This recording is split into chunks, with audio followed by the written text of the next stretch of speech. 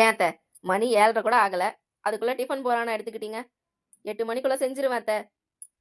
ஆமா, 6 மணிக்கு அடுப்பாங்கறக்குள்ள போனேன். 1.5 மணி நேரமா ஒன்னும் பண்ணல. இப்போ இந்த 1/2 மணி நேரத்துல 4 சட்னி வச்சு இட்லியா வச்சு எல்லாம் செஞ்சு இறக்கிடுவியா? அத்தை, நேத்து மிச்சம் வச்ச சாம்பார் இருக்கு. அதை ஏன் வேஸ்ட் பண்றது? அவர் சாப்பிட வந்து உட்கார்ந்தா தோசை ஊத்தி சாம்பாரை சூடு வச்சு கொடுத்துடுவேன். நமக்கெல்லாம் கூட சாம்பார் இருக்கு. வேணும்னா பொடி இருக்கு. அட்ஜஸ்ட் பண்ணிட்டு இன்னைக்கு டிஃபன் சாப்பிட்டுடலாம் அத்தை. என்னது? நேத்து வச்ச சாம்பாரா?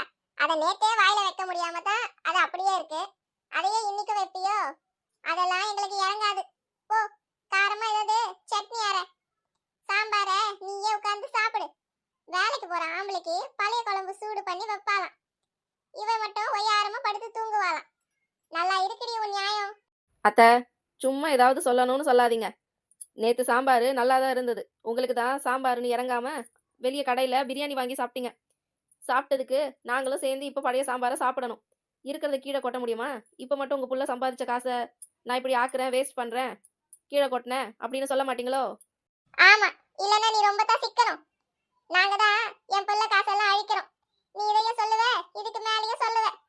எல்லாம் என் பக்கம் கொடுக்கிற இடம். ஐயோ, என்னடா இது? மாமியார் மருமகளும் முறைச்சுக்கிட்டு நிக்கிறாங்க. இவங்க கிட்ட வாயை கொடுத்தா எனக்கு வம்பா போயிடுமே. நீ நல்லா பேசு. இன்னும் என்னென்ன பேசணுமோ பேசு. நாங்க தான் என் பையன் சம்பாதித்து அழிக்கிறோமா? நானும் என் பொண்ணு இந்த வீட்ல இருக்கிறதே உனக்கு பொறுக்கல. நீ என்னமோ சொல்லு. எல்லாத்தையும் கேட்க வேண்டிய அவசியம் எனக்கு இருக்கு. நான் கேட்டுக்கிறேன். இதுவே என் புருஷன் இருந்தா நீ என்ன இப்படி எல்லாம் பேச முடியுமா? பாத்தியாப்பா உன் பொண்டாட்டி என்ன சொல்றானு? உன் காசெல்லாம் நாங்க தான் அழிக்கிறோமா?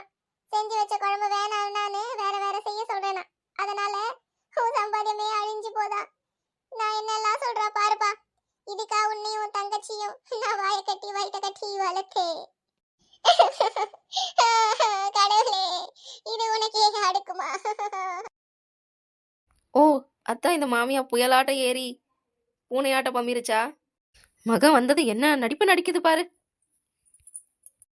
என்ன வள்ளி, என்ன சொன்ன அம்மாவ? ஏன் இப்படி வருத்தப்படுறாங்க? பாரு, அவங்க அழுதுகிட்டு இருக்காங்க. என்னங்க, நான் அத்தைய ஒண்ணுமே சொல்லல. அவங்களாதான் என்கிட்ட சண்டை போட்டாங்க. சாம்பார் நேத்துது வேண்டாம், கார சட்னி பண்ணுன்னு சொன்னாங்க. நான் அதுக்கு தான் அத்தை, சாம்பார் நல்லா இல்லாம வேஸ்ட் ஆகல, நீங்க நேத்து பிரியாணி சாப்பிட்டீங்க, அதான் சாம்பார் வேஸ்ட் ஆச்சு. கார சட்னி எல்லாம் வேண்டாம் அத்தை, பொடி இருக்கு, சாம்பார் இருக்கு, அதுலயே சாப்பிட்டுடலான்னு சொன்னேன். நான் அவங்களுக்கு எதுவுமே சொல்லல. அவங்க தான் உங்க பையன் சம்பாத்தியம் வீணா போகுமே, அதுக்கெல்லாம் திட்ட மாட்டீங்களான்னு கேட்டேன். அதுக்கு நான் என்னமோ அவங்கள சொன்ன மாதிரி ஏன் மேல கோவமா இருக்காங்க. பெத்த அம்மா இங்க கதறிக்கிட்டு இருக்கேன். இந்த கிறுக்க என்னடான்னா பொண்டாட்டி கிட்ட புலன் விசாரணை பண்ணிக்கிட்டு இருக்கான். ஏண்டி அம்மா அழறான்னு அவளை அதட்டுறதை விட்டுட்டு என்ன ஆச்சு ஏதாச்சுன்னு மொத்தத்தையும் கேட்கறான். இவளும் மொத்தத்தையும் உளறி வச்சுட்டான். இப்ப அவன் அப்படியே என் மேல வந்துருவானே. நான் பெத்த அம்மா கதறி கதறி அழுதுகிட்டு இருக்கேன். அப்ப கூட இவன் பொண்டாட்டிய சந்தேகப்படுறானா பாத்தியா? இருக்கட்டும் இருக்கட்டும், எல்லாம் நடக்கட்டும். சரி விடு. என்ன இப்ப? அம்மா வயசானவங்க, அவங்க பெரியவங்க ஏதாவது சொன்னாலும் நம்ம தான் பொறுத்துக்கணும். ஏட்டிக்கு போட்டியா பதிலுக்கு பதில் பேசிக்கிட்டு நிக்காத. ஓ, சாம்பாரை சூடு பண்ணி தோசை ஊத்து. நான் வந்து சாப்பிடுறேன். வேலைக்கு போகணும், நேரம் ஆயிடுச்சு. சரிங்க. மோ, முதல்ல அழறது நிறுத்துமா? கார சட்னி சாப்பிடுற வயசாமா உனக்கு? பிபி சுகர்னு உடம்புல எல்லா வியாதியும் இருக்கு. உனக்கு எதுக்குமா கார சட்னி? சாம்பார் உடம்புக்கு நல்லது. சாம்பார் நேத்து நல்லாதான் இருந்தது. நீ தான் சாப்பிடல. இன்னைக்கு சாப்பிடு, பரவாயில்ல. டேய், என்னடா நீ அவள மாதிரியே பேசுறியடா? ஆமா, அவள மாதிரியும் பேசல, இவள மாதிரியும் பேசல. உனக்கு எது நல்லதோ அதை தான் பேசுறேன். உன் உடம்புக்கு எது நல்லதோ அதை தான் நீ சாப்பிடணும். சரியா? சரி, நான் வேலைக்கு போயிட்டு வரேன். சாப்பிட்டுட்டு நீ உடம்பு பார்த்துக்குமா? சரிப்பா, நீ போயிட்டு வா. மூஞ்சி அவ்வளவு சோகமா வச்சிருந்தா எப்படி? கொஞ்சம் சிரி, நான் போறேன். சரிப்பா, நீ போயிட்டு வா. ஆமா, கல்யாண தரகருக்கு ஃபோன் பண்ணேன்னு சொன்னேனே, நம்ம வீட்டுக்கு ஒரு வாட்டி வந்து போக சொல்லி பண்ணியாப்பா? நம்ம தங்கச்சி ஜாதகத்தை கொடுத்து அனுப்புனா அவரு ஏதாவது நல்லதா 4 வரன்னு இருந்தா சொல்லுவாருல்ல. ஆமாம்மா, சொல்லியிருக்கேன். ஒரு 11 மணிக்கா வருவார் போல இருக்கு. நீ பேசி முடிச்சிடுமா. தங்கச்சி ஜாதகமும் அவகிட்ட இருக்கு. ஜெராக்ஸ் எடுத்துட்டு வந்து நேத்து கொடுத்துட்டேன்.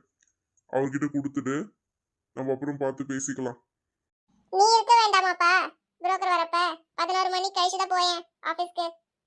இல்லம்மா, என்னால இருக்க முடியாது. இன்னைக்கு முக்கியமான மீட்டிங் இருக்கு 10:30 மணிக்கு.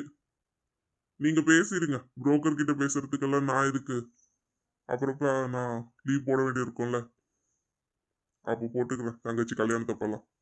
சரிம்மா,